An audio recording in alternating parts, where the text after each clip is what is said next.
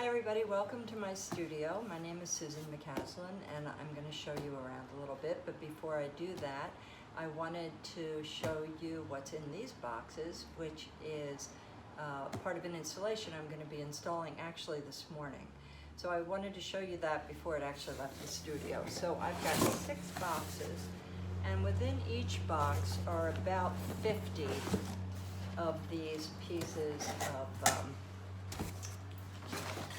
shingling that I've made. Wait, let me move that over here. Shingling that I've made. So these are made out of roofing paper that I've actually cut into this shape or ripped into this shape. And then I've done different treatment to each one. Some I've done a little bit of speckling. Some I've done some actual scraping on them. I've used colored pencils on here to help it, and surprisingly it does not go away. These are, what I like about these is they start to have this texture of rust, which really interests me. I'm very interested in distressed objects and distressed feelings. I'm also very interested in protective spaces. And so I create these different protective spaces. These I created for a wall installation I did outside. And now I'm going to be doing them at the eLife Center for it's an exterior installation, but some will be on a wall and some will be on the ground. That will open, I think, next week. It's called Now, and you should be able to see this piece through November. As you can see, they not only each one completely different, but they also create, they're different sizes too, but they also create this texture, this sense of texture, that when you hold them all up as one big piece, it's like, you know, the sound that they make and the touch and the smell is all really an important part for me of this work that I'm doing.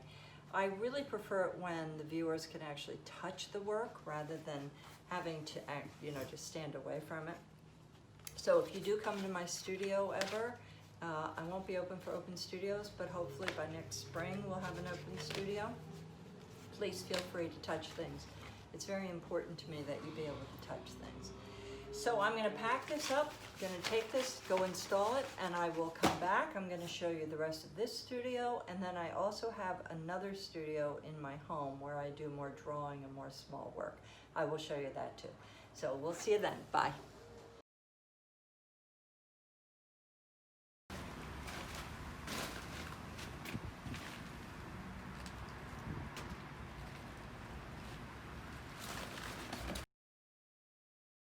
Right is a head that is leaning down, looking down, or looking straight ahead. The middle one is the hand, the separated hand, and she has a gash right there below her hand. On the far side is the breast, and on the bottom is the brain. So let me get one to show you a little bit better how that's made. So you can see that they're definitely three-dimensional medallions. And this hand, depending on how I wanted to hang it, has different feelings about it. So here it's got that.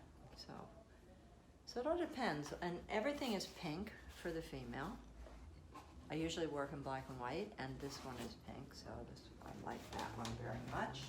I'm going to put her hand this way again. Yeah, I like her that way. The brain, as you can see, there's the heads sort of falling down into the crevasse, and there is the brain with all of the great colorful objects inside the female brain. And you can see she's like that. So I wanted to do a whole series of these. I got a little stopped because a couple people have said some things about it that confused me. But I would like to keep going with it. There's that head again. So they're very primitive intentionally. She's like she's on a pillow. I did that intentionally to make her primitive. Using the paper mache, I want to make it as rough as possible. Again, pink for that. So that's a series that I'm working on right now. I have things that I've been doing for years, which are different nature objects. So here's a little bit of a log that I've made out of paper mache. All right.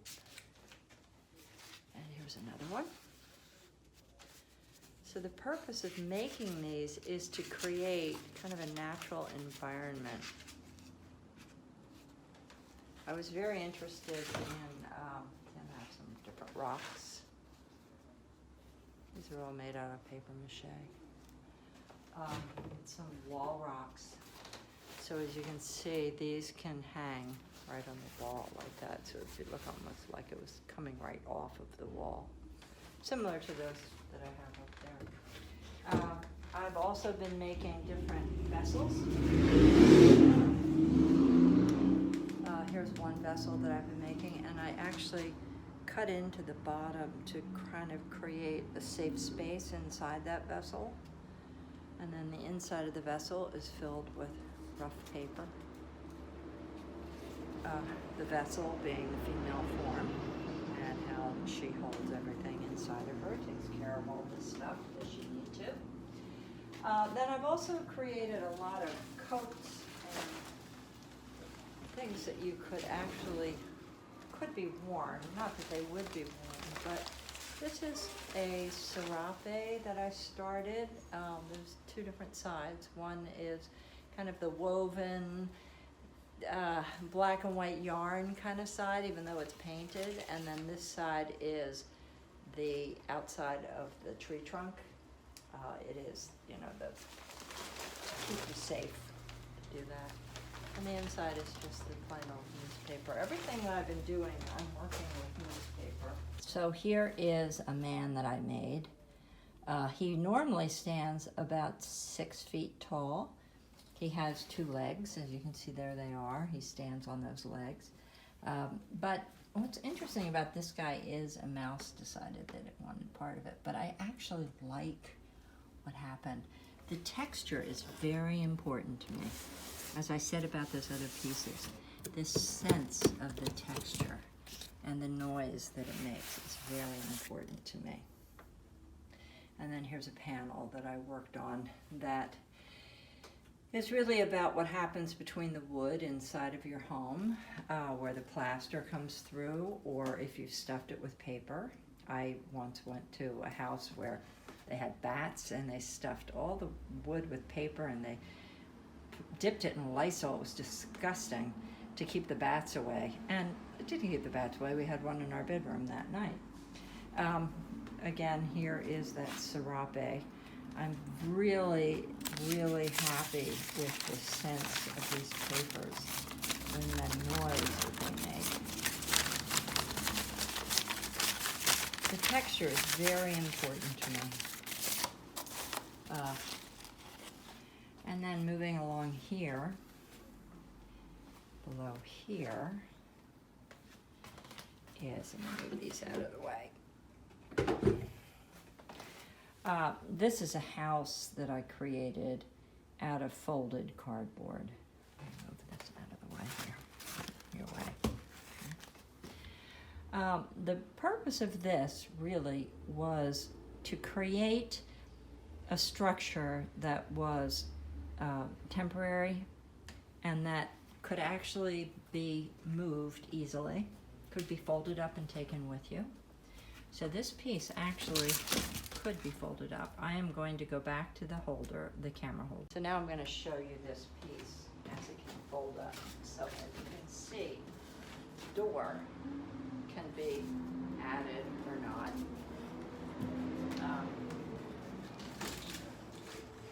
This could be just folded up and taken with you. But then as you unfold it, different areas of it can become more important than other areas. Maybe the back.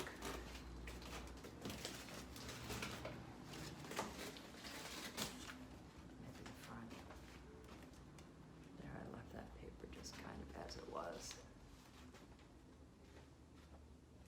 And the idea of that came from another piece that I had done that I'm going to turn us this direction so I can show you. the other piece that I did, which is a smaller version of that, where I took newspaper and folded it, cardboard and newspaper, and made an inside and an outside with a little door. This would be the door that they would go through. And so I've been investigating these spaces that could actually be structures, but structures that are temporary structures. I'm also, the piece that's right up here on the wall there is another experiment with different textures of paper. Let me bring us over there to that. And let's see if I can flip us. Let's see, can you see that okay? Yeah, wait, come this way. That way. So it's just two different texture papers stuck together. And I really am happy with it. I don't know where I'm going to go with that, but I'm enjoying it. Okay, so here is another piece that I've been working on. This one I've been really struggling with. I wanted to try and start with a form that wasn't the typical of the rocks that I was creating. So I thought, well, what if I'm going to try making a figure? And it just didn't work. So then I started adding texture to it. So this is the texture of the bark of the tree. This is the texture of some more of the bark of the tree, a different type of bark. This is part of the rock that's up here on Trap Rock, West Rock. I wanted to create a little space here that you could go into so it would have that hidden structure inside of it. This became a head. And what I'm not happy with is it looks a little bit like Man of the Mountain. That was not my intent. So I think I'm going to put this aside for a while and see what else I can come up with this. Because, again, it's about creating some kind of a structure that's not just a house. So I could put I'm thinking about what I could put in there, all kinds of either figurative pieces in there or possibly just rocks, fill it with rocks. I was thinking about taking the logs like these and maybe making hundreds of them and filling it with the logs. I thought about putting logs on top of him because he would, if he was the Man of the Mountain, you know, if you think about him as some kind of a mountain form that could have that on it. But again, I'm struggling with this one. This is something that is completely new. One of the other things, let's turn around this way and look over here. And here you can see some of the actual structures that I have been making. I made this one. I was really happy with this one first. I'll get closer to that one. I've always loved this one. And he has, let me move this one away. Let's take this guy away because he's not as nice. Put him over here. All right.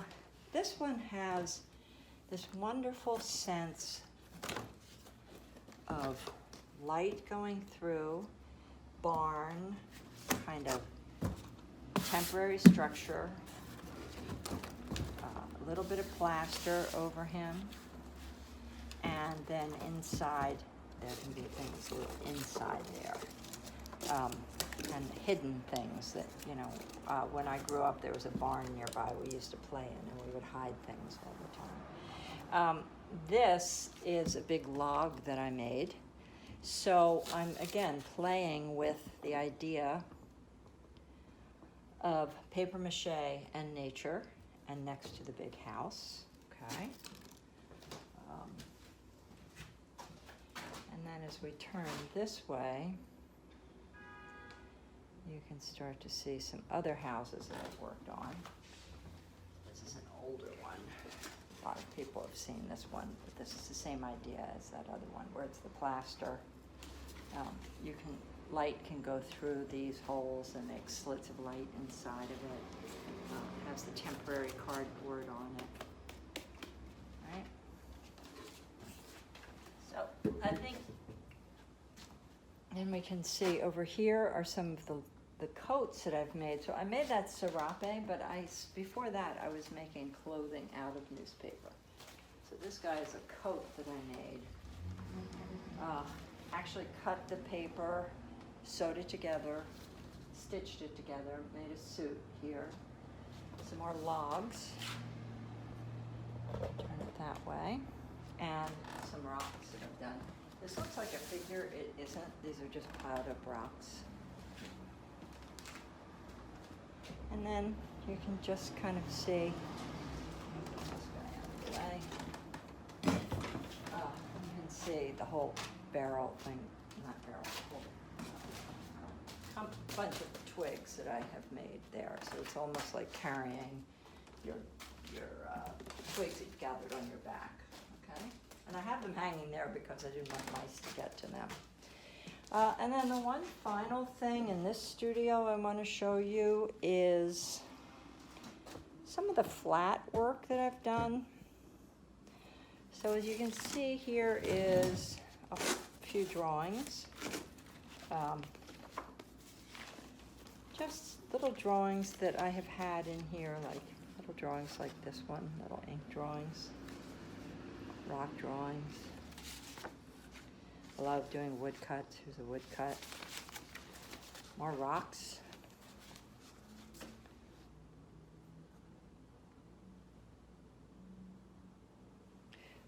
More rocks.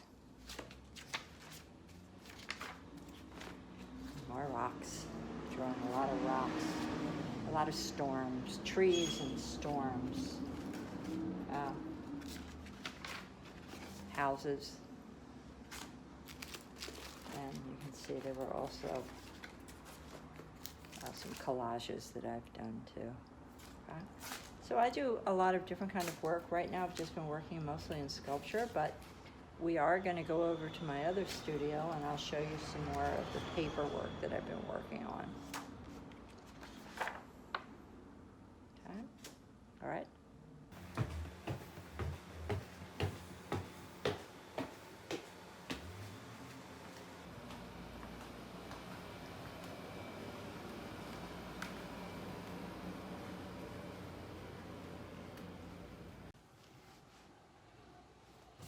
Okay, so here we are in my studio at my apartment. This was my first studio here in New Haven, and it's really a little small for doing the sculpture, although I did make a lot of those big rocks here. But once I got my studio over at 909 at West River Arts, I made this just paperwork. One thing I want to show you really quickly is a workshop that I just finished this summer with young kids between the ages of 10 and 14, where we made memory dolls. What I was showing them was the idea that you could make a doll that would be a memory of something that might have happened in your life, almost like a diary doll. And I thought that if they were having all of this change that's going on in their lives with the pandemic and with having to have school virtually and everything, that they might enjoy making a doll and leaving some kind of memory of their summer in that doll. So this is one that I made many years ago. I'll show you that first. This is another one that I made many years ago too. I was doing this when my children were young, and I put embroidered messages on it. There are embroidered messages in it. Some of the other dolls that I did had long braids, and on the braids I would, on the flat part of it, I would embroider different stuff about childhood. Another one of mine, a small one. And this one is just a small little doll, and I covered it in these washers. And it's very similar to that serape that I made. So you can see there's a theme that goes on with hidden things, covering it with a safe cover that can protect it, all about protection. Another one that I had made that is really just, you know, experimenting with what happens when you just have a figure and you just wrap it. And I was telling the kids, you know, you just take anything you have around the house, and you can create whatever you want with it. It doesn't have to take the form of a doll. It could take the form of, well, we had some kids, I had them work with cardboard tubes if they didn't want to sew. So it could take on the form of a dragon, and there could be hidden messages or hidden messages in the pocket. So that was another thing that we did. I also, this is one of my old dolls too, and this is with buttons and with beading on it. And that was probably from the 70s, that doll that I made. So for the class to go along with doing work with them, I made this doll that has, on the inside, it's got the coronavirus. Back here in the back, it's got a little pouch with maple samara seeds to keep them, you know, in case, what happens? What if the trees went? She also has a little tattoo on her leg here of nature. And then under the hair on the back, I embroidered some nature ideas too. So imagine if you had done this and 25 years later you came back to it, you could talk about why you did what you did. Oh, and one final thing. She has a happy face here, but when you lift it, she's got the sad face. So depending on how you're feeling at the moment, okay? So those were the dolls that we did. Now what I'd like to show you is some of my printmaking. I love doing woodcuts, especially when I discovered this very nice maple plywood that you can buy from McCaslin out in San Francisco. I think they're in San Francisco. It cuts easier than linoleum. It's wonderful. I also do like linoleum too. I mean, I've used linoleum a lot, but well, I really enjoy the wood. That print that I just showed you is this print that's up here. And this was something I did for Toto Kisaku. It's kind of one of the figures that I did for him for his play. Also, I was doing a series of, I'm going to be doing a children's book on the Old Leatherman, the Friends of the Old Leatherman. So here's a series. Here's a turtle. Here is sitting on a hillside looking over Mount Carmel at the sleeping giant. Here is a groundhog. And over here is, that's on the back of I'll show you that print in a minute. So let me show you some of the prints. Okay, so we've got, let's see. One of the prints that I just showed you, this one of the blocks, is this, which is a cave, an old Leatherman cave. I did a whole series of drawings and collages and prints of old Leatherman caves. And if you don't know who the old Leatherman is, look them up online and you will figure it out. You'll find out. So this is one of the friends of old Leatherman. It's an owl, and I have part of the work before I started cutting the owl. So what I did is I took a photograph of a painting I had done, and then I put tissue over it and redrew it to help me then create this block that I used for that. Another block that I was working on that I haven't actually printed yet is this with the squirrel and looking at one of the old Leatherman caves off there to the side. So that's how I would get started on that. Here was another old Leatherman cave, and this is the other side of it. I have that print. I don't know if I have all these prints. These are all just working prints that I did. I had taken a class in working with watercolor for printing rather than ink, and it was very difficult. I had a hard time with it because the inks are so bright. Okay, so I do have this, which is a tree that I started working on. That would also be the old Leatherman. What else is here? Here's another one of the tree. But you can see, and a fox. I did a whole fox. I had done a painting of this fox for the old Leatherman, and then I did this. And then another one I did, which are the three kind of balls of yarn and 3 rocks.